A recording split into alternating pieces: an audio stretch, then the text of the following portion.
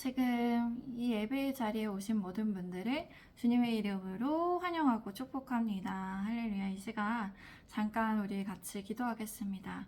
거룩하시며 존귀하신 하나님 감사드리며 나아갑니다. 주님 이 시간 지도하여 주시고 우리와 함께하여 주시옵소서.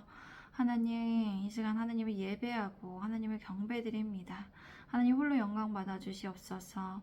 하나님을 예배하는 자리에 나와 있습니다. 우리 예수 그리스도의 십자가의 보혈의 능력을 의지하여 이 시간 나아가오니 이 자리에 예배드리는 모든 사람들에게 예수님의 십자가의 보혈의 능력으로 주님께서 함께하여 주시고 덮어주시기를 원합니다. 하나님 이 시간 하나님 바라며 나아갑니다. 들려지는 우리에게 하나님의 말씀이 우리에게 들려질 때 하나님 말씀을 깨닫고 순종할 수 있도록 지혜와 지식과 주님의 은혜를 내려주시옵소서. 주님 사랑합니다. 감사합니다. 예수 그리스도의 이름으로 기도드립니다. 아멘. 감사합니다. 오늘 설교의 주제는 하나님께 칭찬받는 사람입니다. 오늘 설교의 주제는 하나님께 칭찬받는 사람입니다. 로마서 2장에서는 바울은 하나님의 공의가 무엇인지에 대해서 말하였습니다. 당시 유대인들은 그릇된 특권의식을 가지고 남을 판단하고 진리인 하나님의 말씀대로 살지 않았기 때문이에요. 그렇기 때문에 그는 육신적인 할례와 유대인으로서의 혈연과 율법을 문자와 그대로 행함이 중요한 것이 아니라 마음과 영의 상태가 중요함을 전하였습니다. 성령님의 인도하심을 받는 것에 대해서 말한 것이죠. 제가 1절에서 3절까지의 말씀을 읽겠습니다. 그러므로 남을 판단하는 사람아 누구를 막론하고 네가 핑계하지 못할 것은 남을 판단하는 것으로 네가 너를 정죄함이니 판단하는 네가 같은 일을 행함이라 이니라. 이런 일을 행하는 자에게 하나님의 심판이 진리대로 되는 줄 우리가 아노라. 이런 일을 행하는 자를 판단하고도 같은 일을 행하는 사람아 네가 하나님의 심판을 피할 줄로 생각하느냐. 남을 판단하는 사람은 누구든지 죄가 없다고 변명할 수 없어요. 남을 판단하는 것으로 스스로를 정죄하고 있는 것입니다. 예수님께서는 비판받지 아니하려거든 비판하지 말라고 하셨고 헤아림을 받을 자들은 헤아리는 누군가를 헤아리는 것으로 네가 헤아림을 받을 수 있다고 하셨습니다. 이 말씀은 예수님의 산상수훈의 말씀입니다. 예수님께서 신앙생활의 기본 원리를 말씀하여 주신 것입니다. 그렇기에 남을 판단하고 비판하는 사람에게는 하나님의 심판이 진리대로 공정하게 내린다는 것을 알아야 합니다. 판단과 심판은 우리의 몫이 아닙니다. 하나님의 몫이며 하나님께서 하시는 일입니다. 그러므로 우리는 스스로의 티끌을 보아야지 남의 티끌을 보려고 하지 말아야 합니다. 우리 함께 4절에서 6절까지의 말씀을 읽겠습니다. 혹 네가 하나님의 인자하심이 너를 인도하여 회개하게 하심을 알지 못하여 그의 인자하심과 용납하심과 길이 참으심이 풍성함을 멸시하느냐. 다만 네 고집과 회개하지 아니한 마음을 따라 진노의 날 곧 하나님의 의로우신 심판이 나타나는 그날에 임할 진노를 네게 쏟는도다. 하나님께서는 각 사람에게 그 행한 대로 부응하시되. 그렇게 우리는 하나님께서 우리에게 베푸시는 인자하심인 선하심, 친절하심, 우리를 인도하여 회개하심을 우리가 알아야 합니다. 먼저. 그리고 주님의 자비하심과 용납하심과 길이 참으심의 풍성함을 생각하여 남을 판단하지 않고 비판하지 않아야 합니다. 하나님께서 우리에게 베푸시는 친절함과 선하신 자비하심을 생각하셔야 합니다. 그래서 우리도 다른 사람을 비판하고 판단하는 것이 아니라 하나님께 받은 사랑에 임하며 그렇게 할 수 있도록 그런 태도로 임할 수 있도록 해야죠. 우리가 스스로 고집과 회개하지 아니한 마음으로 신앙생활을 한다면 하나님의 공정한 심판을 진노의 날에 받을 것을 쌓고 있는 것입니다. 그럼 우리는 우리의 완고한 고집은 하나님 앞에 내려놓고 하나님께 용서를 구하지 못한 것이 있다면 하나님의 은혜를 구하며 우리의 죄를 고백하고 돌이킬 수 있도록 매일 최선을 최선을 다하여 똑같은 죄를 짓지 않도록 기도하고 노력해야 합니다. 하나님께서 그리고 죄를 짓는 것이 있다면 하나님께 용서를 구하며 하나님의 은혜를 구해야 합니다. 하나님께서 각 사람이 행한 대로 갚아주시는 분이시며 우리는 잊지 않고 우리를 스스로 살피고 하나님 앞에 바로 설 수 있도록 기도하고 말씀을 묵상하고 실천해야 합니다. 그렇다고 해서 우리가 율법을 하나님의 말씀을 행위로만 실천하는 것이 아니라 하나님과의 바른 관계에서 자발적으로 기쁘고 감사한 마음으로 하나님을 사랑하는 마음으로 그 하나님의 말씀을 기준하여 살아가야 한다는 것입니다. 우리 함께 7절에서 10절까지의 말씀을 읽겠습니다. 시작. 참고 선을 행하여 영광과 존귀와 썩지 아니함을 구하는 자에게는 영생으로 하시고 오직 당을 지어 진리를 따르지 아니하고 불의를 따르는 자에게는 진노와 분노로 하시리라. 악을 행하는 각 사람의 영에는 환난과 공고가 있으리니 먼저는 유대인에게요 그리고 헬라인에게며 선을 행하는 각 사람에게는 영광과 존귀와 평강이 있으리니 먼저는 유대인에게요 그리고 헬라인에게라. 하나님께서는 참고 선을 행하여 영광과 존귀와 썩지 아니하는 불멸의 것을 구하는 자에게는 영생인 영원한 생명을 주십니다. 힘들고 무거운 짐을 지고 있다고 하더라도 참고 견디며 주님을 의지하고 맡기며 주어진 상황 속에서 최선을 다할 때 영원한 생명으로 하나님께서 우리에게 갚아주십니다. 그러나 자기 이익만 추구하고 진리에 순종하지 않고 불의를 따르는 자들에게는 진노와 분노로 갚아주십니다. 악을 행하는 사람의 영혼에는 환난과 고통이 있습니다. 그런데 이러한 순서는 정해져 있죠. 먼저는 유대인에게고 그 다음으로는 헬라인입니다. 복음을 먼저 전해받은 우선권이 있었던 유대인들에게 심판의 우선권도 유대인들에게 먼저 주어집니다. 그러나 유대인이나 헬라인이나 이방인들은 모두 다 하나님의 심판을 피할 수 없습니다. 하나님께서는 예수님을 믿고 따르는 각 사람에게는 영광과 존귀와 평강을 주시죠. 이러한 순서도 먼저는 유대인에게 있고 그 다음에는 헬라인에게 있습니다. 하나님을 믿고 따르는 사람에게는 평강과 존귀와 영광을 주신다는 것입니다. 그러므로 우리는 늘 두렵고 떨림으로 스스로 구원을 이루어 나아가야 한다는 것이죠. 빌립보서 말씀입니다. 이 말씀은 우리 함께 11절에서 15절 말씀까지 읽겠습니다. 시작. 이는 하나님께서 외모로 사람을 취하지 아니하심이라. 무릇 율법 없이 범죄한 자는 또한 율법 없이 망하고 무릇 율법이 있고 범죄한 자는 율법으로 말미암아 심판을 받으리라. 하나님 앞에서는 율법을 듣는 자가 의인이 아니요 오직 율법을 행하는 자라야 의롭다 하심을 얻으리니 율법 없는 이방인이 본성으로 율법의 일을 행할 때에는 이 사람은 율법이 없어서 자기가 자기에게 율법이 되나니 이런 이들은 그 양심이 증거가 되어 그 생각들이 서로 혹은 고발하며 혹은 변명하며 그 마음에 새긴 율법의 행위를 나타내느니라. 하나님께서는 사람을 차별 없이 대하시는 분이시죠. 하나님께서는 사람을 외모로 판단하지 않으십니다. 외모로 보고 편애하지 않으십니다. 율법 없이 율법을 모르고 범죄한 한 사람은 율법과 상관없이 망하게 되지만 또한 율법을 알고 범죄한 자도 율법에 따라 심판을 받게 됩니다. 그러므로 하나님 앞에서 율법을 듣는 사람이 의인이 아니라는 것이죠. 듣는 사람이 아니라 오직 율법을 실천하는 사람이 의롭다 하심을 하나님께 받게 된다는 것입니다.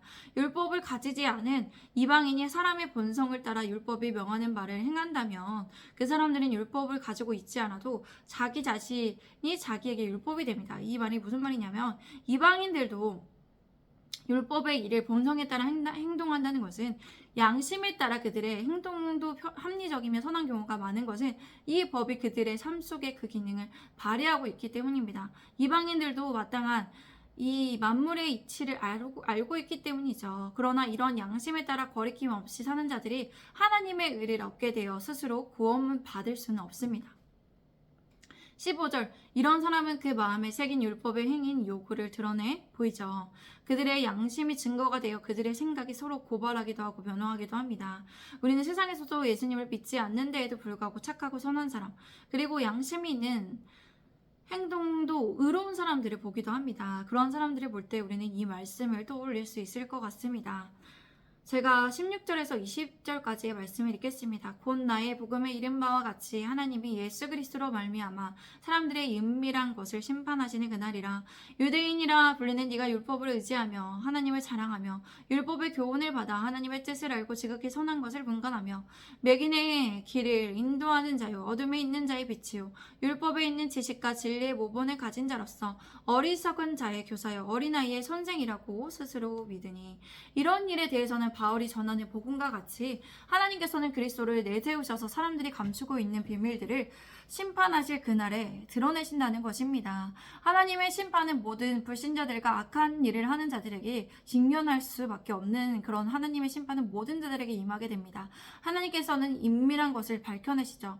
눈에 보이는 대로가 아닌 그 한 사람의 숨은 동기와 내면에 어떤 목적에 관심을 가지고 모든 것을 살펴서 하나님께서 판단하시고 심판하십니다. 17절 말씀부터 보겠습니다. 이 말씀부터 바울은 로마 교인들의 이야기를 전해 듣고 그들이 반드시 듣고 알고 적용해야 할 교훈을 말하고 있습니다. 바울은 가정에서 말하고 있습니다. 로마 교인 중에서 이 말씀을 읽는 사람이 유대인이라고 한다면 그래서 율법을 의지하여 하며 하나님을 자랑한다고 합니다. 그런데 그 사람이 율법의 가르침을 받아서 하나님의 뜻을 알고 가장 선한 일을 분간할 줄 안다고 합니다. 그래서 맹인이 눈먼 자의 길을 인도하며 어둠 속에 있는 빛이라고 자신이 빛인 존재라고 생각한다고 합니다. 그뿐만 아니라 불법에 있는 지식인 율법의 각각 항목과 진리인 율법 속에 내재된 통합적 원리인 모본인 형태를 그 사람이 가지고 있다고 생각한다고 합니다.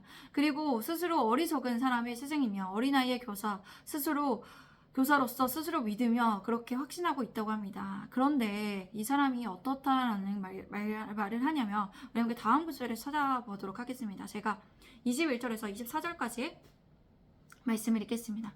그러면 다른 사람을 가르치는 네가 네 자신은 가르치지 아니하느냐? 도둑질하지 말라 선포하는 네가 도둑질하느냐? 간음하지 말라 말하는 네가 간음하느냐?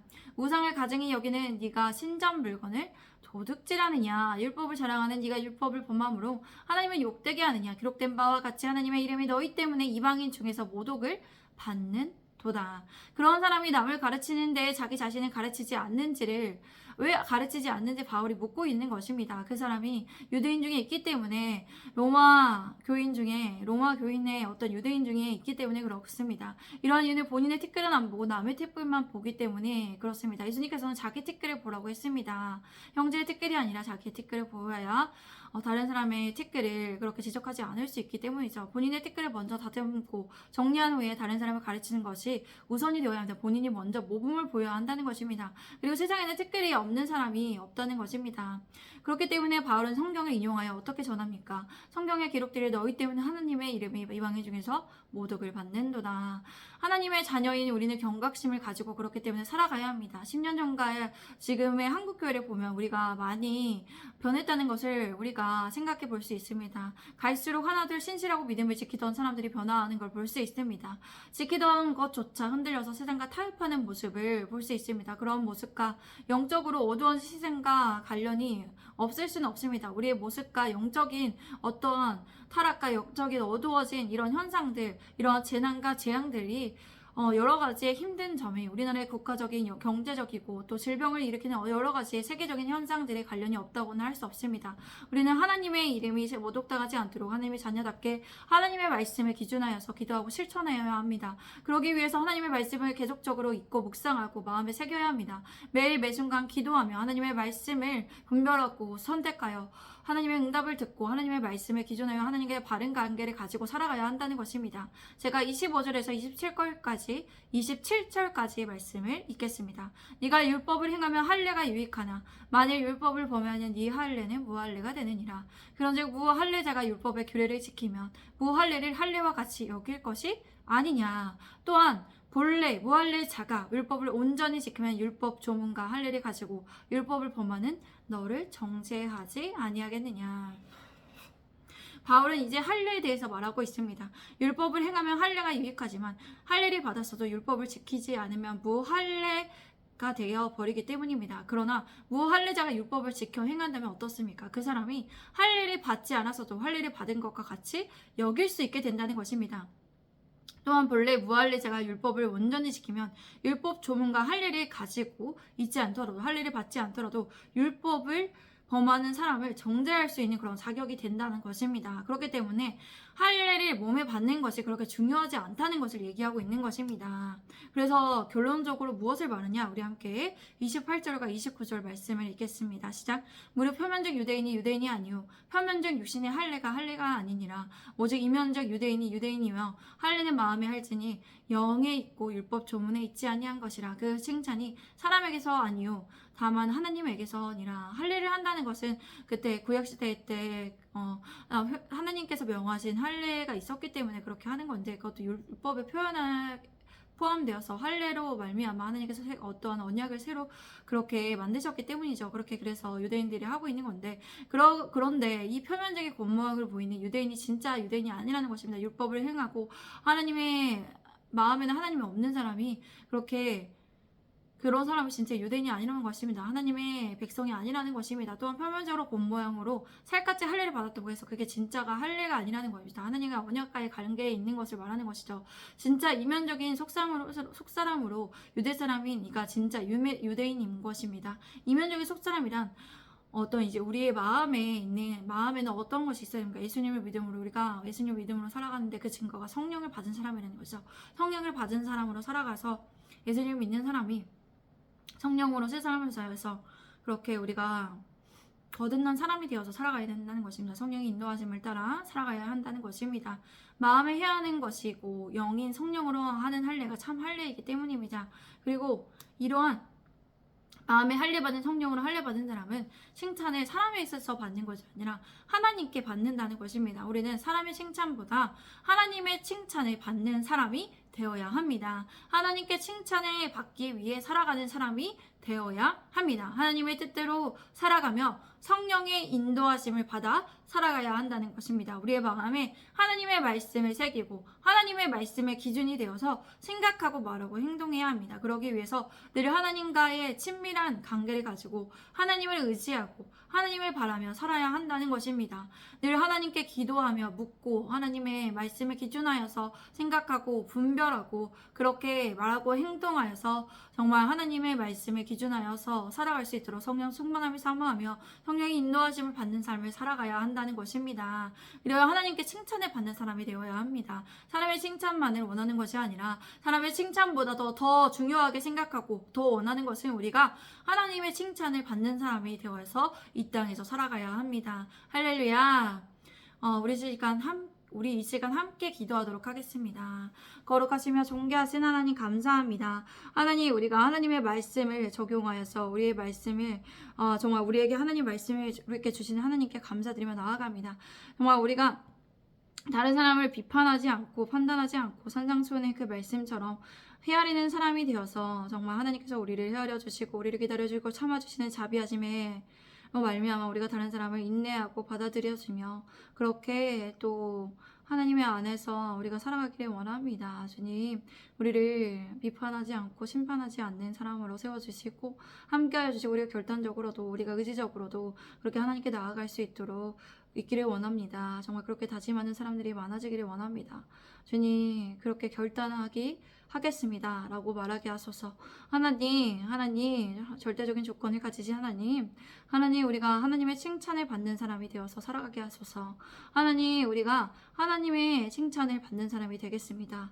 제가 되겠습니다. 그런 사람이 되겠습니다 라고 고백하는 사람들이 많아질 수 있도록 인도하소서. 하나님 감사합니다. 사랑합니다. 주님, 오늘도 여전히 함께하여 주시는 주님께 감사드리며 이 모든 말씀 우리 구주 예수 그리스도의 이름으로 기도드립니다. 아멘. 감사합니다. 오늘도 감사합니다. 모두 오늘도 수고 많으셨고요. 내일 뵙도록 하겠습니다. 로마서 3장 내일 보도록 하겠습니다. 감사합니다.